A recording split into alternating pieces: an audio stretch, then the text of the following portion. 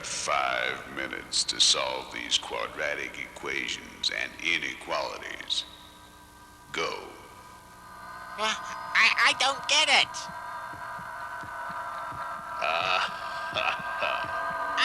The world is falling apart. Help!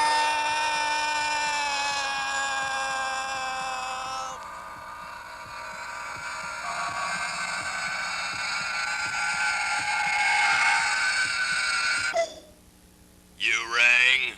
Who are you? The math fairy. Who else? I just don't understand. Obviously. Look, the man asked you to solve these quadratic equations and inequalities. But I don't even know what a quadratic means. Son, you have got a problem. This calls for the help of Mr. Lips. Mr. Lips? Mr. Lips here. Now let's begin at the beginning. A quadratic is an expression of the form ax squared plus bx plus c, where a is not equal to 0. For instance, 3x squared plus 7x minus 3 is a quadratic because it fits into the pattern.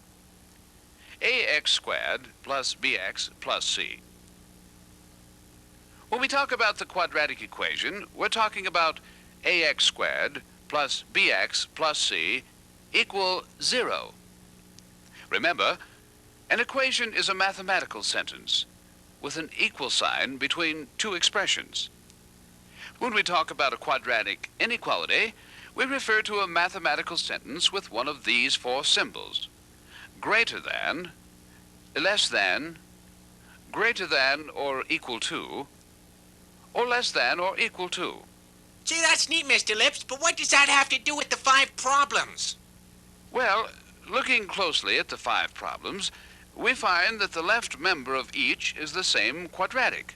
It's a quadratic because it fits into the pattern ax squared plus bx plus c. Problem number 1 happens to be a quadratic equation because of the equal sign. And the other 4 are quadratic inequalities because of the greater than, less than, greater than or equal to, and less than or equal to signs. Perhaps you're asking yourself, how do I solve these? I'm glad you asked that question. By making the equation equal to y, we can imagine what the graph of this quadratic would be. We know it's in the shape of a parabola because quadratics are plotted as a parabola. First, we need to look at the a part of the quadratic. If a is a positive number, the graph opens up. But if a is a negative number, then it opens down. Since the a part of your equation is negative, the graph for it opens down. By using the quadratic formula described in this unit, we can determine where the graph crosses the x-axis. These are known as the real roots of the equation. In this case, the real roots are -4 and 3 divided by 2. Now let's go through each of the 5 problems. When the quadratic equals 0, we refer to the real roots. For these x's, the quadratic is greater than 0. And for these x's, the quadratic is less than 0. I get it. That means for these x's, the quadratic is greater than or equal to 0. And for these x's, the quadratic is less than or equal to 0. Precisely. Imagining what the graph of a quadratic is can be a big help in solving quadratic equations and inequalities. Well, that makes sense. Of course it does.